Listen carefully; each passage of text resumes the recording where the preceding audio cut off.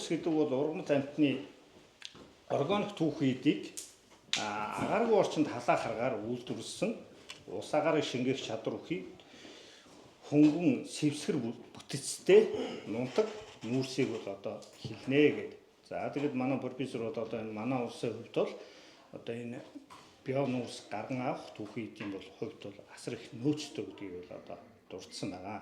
Яг л хөдөөж хүн салбар учраас.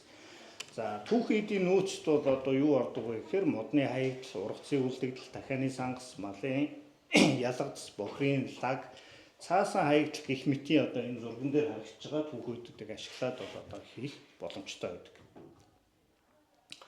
За тэгээ энэ үндсэндээ био нүүрсийг гарган авч байгаа нь ямар процесс явдаг вэ гэвэл био масса хийн, пиролизийн процесс явна. Тэгээд энэ дээр бол яг био нүүрс үүснэ гэдэг. За пиролизийн процесс гэдэг нь юу вэ гэхээр конденсатлагдах уур хий нүүрс гарган авах зорилгоор био массыг хүчил төрүүлжгүй орчинд халуун аргаар одоо энэ ажиллагаагаар задлах процессыг бол одоо пиролизийн процесс гэж нэрлэж байгаа. За тэгээ манай судлаачид бол энийг 2008 оноос хойш бол одоо хийж явуулаад бид нар бол өөрсдөө одоо энэ оюуны өмчөөр баталгаажуулсан энэ 100-ны загваруудыг гаргаж авсан байна. Э зурагт бол одоо био нүүрс гарган авах, Б зурагт байгаа энэ био нүүрсний зуух бол нунтаг органик материалаас био нүүрс гарган авах. За 3 дахь зураг нь бол одоо их хэмжээний массын үйлдвэрлэл явуулах зорилготой суур ажиллагаатай одоо энэ зуухыг харуулж байна. За энэ дөр бол нөгөө нунтаг материал гарган авах зорилготой био нүүрс шатаах процесс явагдаж байгаа дотоод бүтц энэ дэр бас яг харагдаж байна.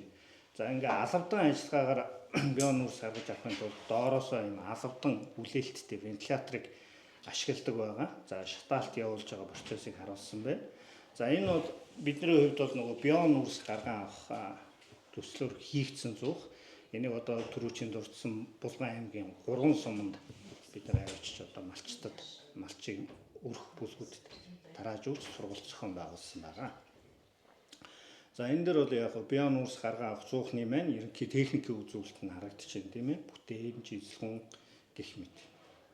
За энэ дээр юу явдаг вэ гэхээр одоо та бүхэнд бол энэний дараа бол талбайн сургалтуудаас хойш явагдана. За тэрэн дээр бол одоо ингээ био нүүрсийг битээр нь шатааж үзүүлэх юм. Тэгээ энэ зуухан дотор бол хамгийн ихний шаталт явж эхлэхдээ бол 20-с 200 градусын температурт эхэлдэг. За туршилтын хатаалтын явцад бол өнгө нь өөрчлөгддөг, шаталт явж ирж байгаа зуухан тагин завсраар дүлний өнгийг сайдрааж анхаарах хэрэгтэй. За шаталт явагдах үед бол дүл улбар шар өнгөтэй болох бөгөөд температур нь бол одоо 400 градус Цельсиус хүртэл хүрдэг байх нь байна. За дараачийн пиролизийн дээрх байгаа шатамхай хийн бол дээшээ дэгдээд үрэх үед бол температур шаталтын температур бол 600 градус Цельсиус хүрдэг.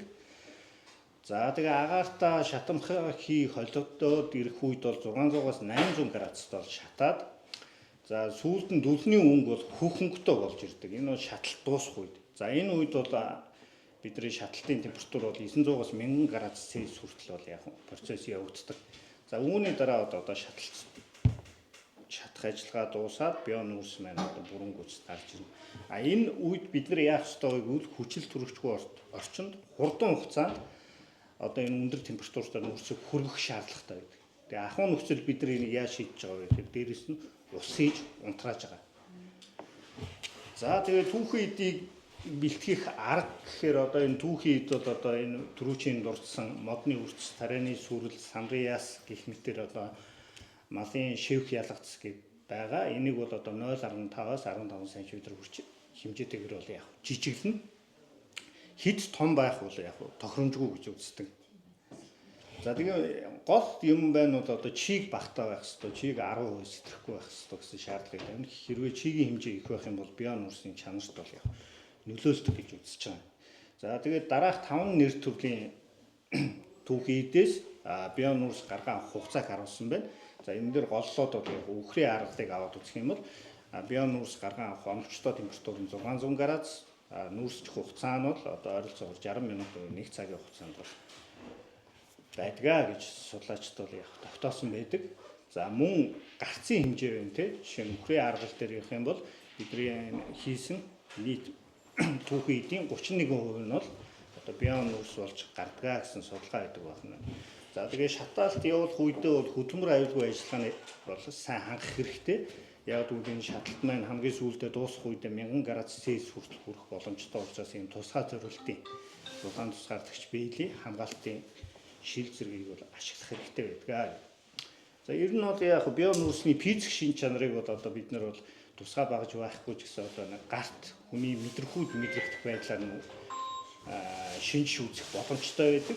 За ингээд бол гарч ирсэн биеийн нүүрс нь бол хөнгөн, хатуу, амархан бутардаг.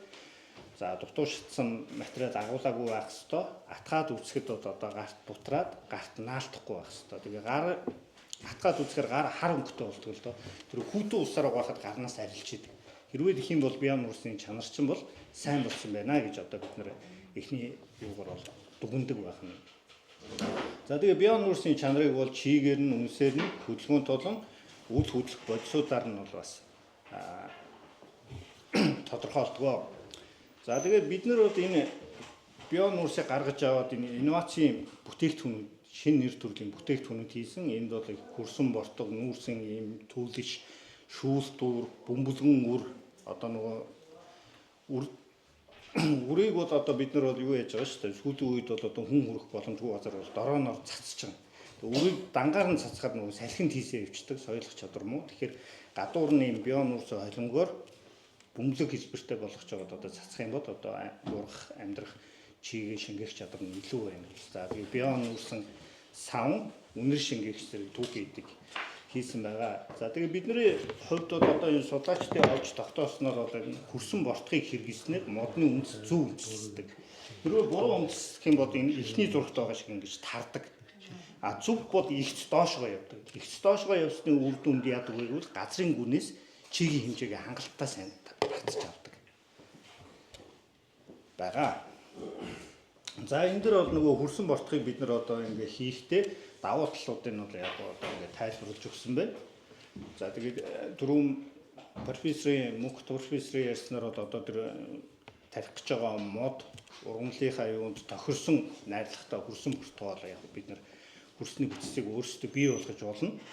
За тэгээд энэ ургамлын амьдрах чадрыг бол одоо судлаачдын тогтоосноор бол 98% хүртэл дээшилж өгдөг байгаа. Мөн хөдөлмөр зарцуулалтыг бол одоо 85% багасгадаг гэдэг. За тэгээ энэ дээр бол одоо хөрсөн бортхын нөгөө нэг хэмжээг харуулсан байна тийм ээ. За тэгээ бидний одоо энд ер нь бусад албан байгууллага юунд бол 2008 оноос хойш бол нэг 100 гаруй тонн биеийн нүүрсийг бол хийсэн байдаг. За энэний нэг туршилт нь бол одоо энэ харагдаж байна. За энд бол доотлолт нь эхлээд биеийн нүүрс маань байна. За тэгээд энэ бидний одоо нэг хар хөрс маань байна. За ингээ холиод энэ дээр бол одоо энэ тусгай шүүгч материал ашиглаад одоо энэ гадны хольц чулуулгаас нь аваад зурагчд хийгээд за тэгээд энэ хөрсөн бортог хийх машин шахаж энийг гаргаж ирж байгаа. Энэ машиныг бол одоо бид нар бас өөрсдөө бас зохион бүтээж оюуны өмчөөр баталгаажуулсан байдаг. За энэ доотлолт бол одоо нөгөө нэг мод тарих өслөөсөн байдал харагдаж байна. Хажуу талд нь бол энэ модны нөхөх төхөөрөмжийг бас одоо энэ эрдэм шинжилгээний ажлын хүрээнд бол зохион бүтээсэн байгаа. За бас мөн бүгд найрдах хятад дурсаас бол хүмүүс бас зөндөө оруулж ирж байгаа. За тэг хөх шугамд хувьцаат компанид хийсэн туршилтын үр дүнг харуулж байна л да. Тэгэхээр энд 5 дахь зурган дээр харагдаж байгаа нь энэ хөрсөн бортог байхгүй хэсгээр одоо энэ өрсний үндэслэлт хэрхэн зөв явж байгааг бол яг харуулсан байна. Хөрсөн суулгасны дараа. За тэгээд бид нар энэхүү ажлаа бол бас шинжлэх ухааны төвшөнд бол яг баталгаажуулсан байгаа. Түрүүн профессор Мөнхтэй ярьснаар Монгол Улсын их сургуулийн доктор буян биеийн нүүрсэн шүүлтүүрээр шүүх, хандлах, технологийн судалгаа гэсэн зүйлийг хийсэн байгаа. За ингээд усыг шүүж үзэхэд усны хатуулгын хэмжээг бол одоо 22% бууруулж байгаа нь бол яг нотлогдсон байна. За мөн хөдөөж их сургуулийн судлаачид бас саарл усыг бол одоо энийгээр шүүж судалгааны ажил хийсэн байгаа. За энэ дээр бол биеийн нүүрсэн түүч гэдэг зүйл маань харагдаж байна. Энэ хэлбэрт оруулсан. За энэ бол ноцох температур бага учраас шүтэн зураа шууд асдаг. За 1700-аас 2000 ккал дулааныг бол ялгаруулдаг. Гэх мэтийн одоо ийм давуу талтай. За тэгээ янз бүрийн утаагүй, үнэргүй, сүрхэг, хөнгөн бүтцтэй гэдгээр бол яг давуу талтай. За ингээд бид нар энийгээр бол яг брэнд бүтээгдэхүүн гаргаад одоо энэ захиалагчд бол одоо нийлүүлж байгаа. За энэ бол нөгөө бион нүүрсэн үнэр шингээгч гэж байгаа. Энэ бол бас хүмүүсийн талархлыг бол одоо бас нэлээд хүлээсэн. Одоо чийгт өврөө юм уу, хиншүү, хяруус гарсан одоо тамхины утааны цэгт бол одоо энийг ашиглах боломжтой байна. За ингээд анхаарал хандуулсан та бүхэнд баярлалаа. Тэгээд